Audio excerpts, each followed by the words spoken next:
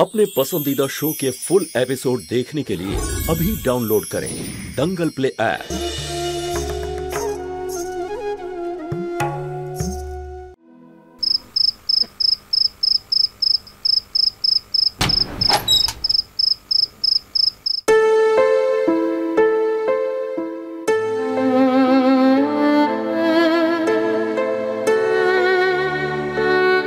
दादा,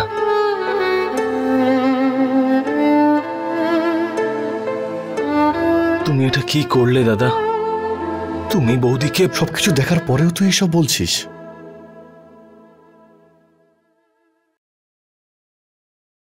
নিজের দৃষ্টিকেও এতটা বিশ্বাস করতাম না যতটা বিশ্বাস আমার তোমার উপরে ছিল গো। কিন্তু আজকে তোমার কি হয়েছে দাদা? অন্তত এবার তো এই কথাটাই বিশ্বাস করো যে জ্যোতি বৌদি এই বাড়িতে তোমার জীবনে টাকার জন্য আসেনি। ওনার জীবনের চাহিদা যদি টাকাই হতো, ওই ডাইভোর্স নোটিসে সাইন করার জন্য উনি অনেক টাকা চাইতে পারতেন, কিন্তু উনি তো এরকমটা। আমি এই নিয়ে আর কোনো কথা বলতে চাই না উদয়। সত্যের দিক থেকে মুখ ঘুরিয়ে নিচ্ছ তুমি, বা হয়তো সত্যিটা জানা সত্ত্বেও নিজের ইগোর কারণে সত্যিটাকে মানতে চাইছো না। তুই শুনতে পেলি না যে আমি কি বললাম? আমি এই নিয়ে আর কোনো কথা বলতে চাই না। আমার জীবন থেকে জ্যোতি নামের অধ্যায় শেষ হয়ে গেছে, মুছে গেছে। তুই চলে যা এখান থেকে প্লিজ। সন্দীপ যা কিছু বলেছে ওর সঙ্গে সম্পূর্ণ একমত আমি। আমাদের বিয়ের ডেটটা একটু পেছিয়ে দিতে হবে। পুনম যবে থেকে এই কথাটা জেনেছে, ও তো দরজা বন্ধ করে কেঁদেই যাচ্ছে। আপনারও 3টে মেয়ে আছে, আপনি এই কথাটা খুব ভালো করে বুঝবেন। আপনিই বলুন আমরা কি করব? আপনারা চিন্তা করবেন না, আমি দীপু আসলেই ওর সঙ্গে কথা বলছি।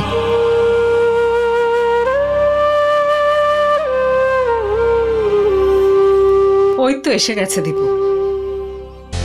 আরে থাক থাক দীপু। হ্যাঁ মা। এদিকে আয়, আয় বস বাবা।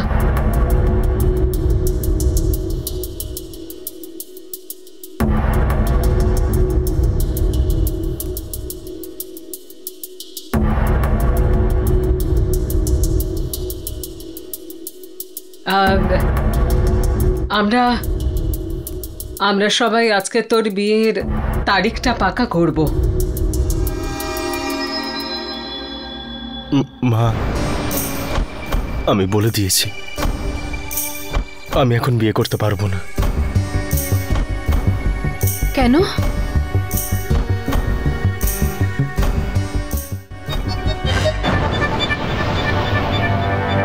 কেন তুই এখন বিয়ে করতে চাইছিস না বলতো? দিদি, আমি বলেছি একবার, আর তুইও। তার মানে যতদিন না আমার ডিভোর্স হচ্ছে তুই বিয়ে করবি না, তাই তো?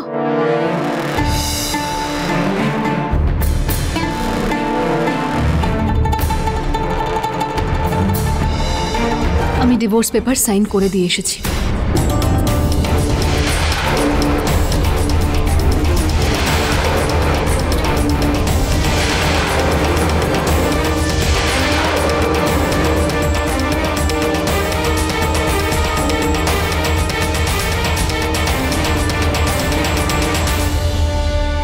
কিন্তু এটা আজ নয়তো কাল এই সিদ্ধান্তটা তো নিতেই হতো, তাই না বাবা?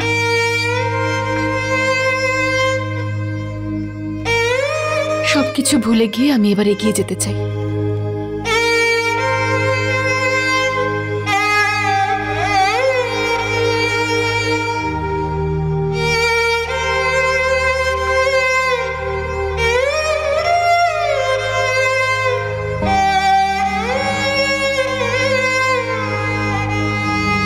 সবকিছুতেই তো কষ্ট থাকে রে মা। ভালোই হয়েছে,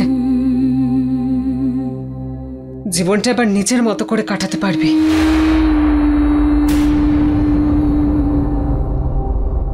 দাদা আমি জানি যে এটা সঠিক সময় নয় এই বিষয়ে আলোচনা করার, কিন্তু এটা একদম সঠিক সময় আঙ্কেল।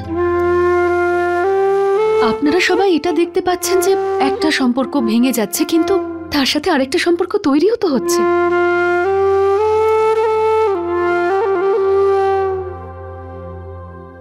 আমার জন্য আমার পরিবারের সবার মুখ থেকে হাসি চলে গেছে।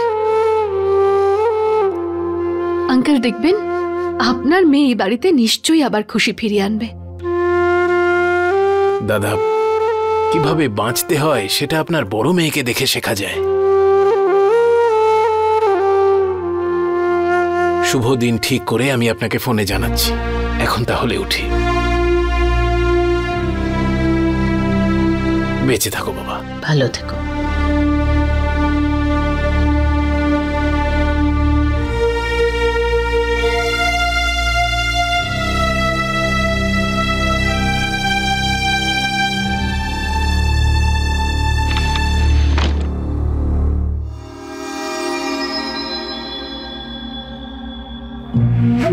যাক, যা হয়েছে ভালোই হয়েছে। মা, তুই ভালো মতো কথা বলেছিলিস তো? চেক দিয়েছে ওরা?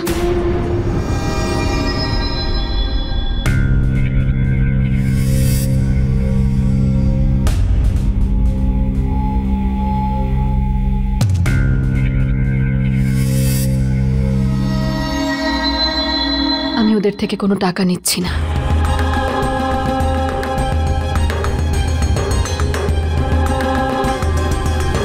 কেন?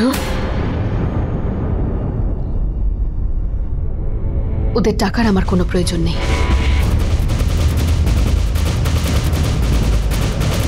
আমার যেটা দরকার ছিল সেটা পেয়ে গেছি।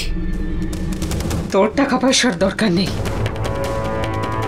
ওই টাকা তোর জন্য ছিল না, তোর সন্তানের জন্য ছিল সে টাকা। ওই টাকা দিয়ে তোদের দুজনের সন্তান আগামী প্রজন্ম ভালো মতো খেয়ে পড়ে বাঁচত। মা, আমি ভিক্ষে দেওয়া টাকা দিয়ে আমার সন্তানকে বড় করতে চাই না। যে মানুষটা এটা স্বীকার করতে চাইছে না যে সন্তানটা ওর, তার থেকে এই সন্তানকেই বড় করার টাকা আমি কেন নেব? এই সন্তান আমার, আমি ওকে জন্ম দেব আর আমি ওকে বড় করব। হয়তো সেই জন্যই একজন মেয়ে হওয়া সত্ত্বেও আমাকে আমার বাবা এতটা পড়াশোনা শিখিয়েছেন, যাতে কোনোদিনও আমাকে কারোর ওপর ভরসা করে না চলতে হয়।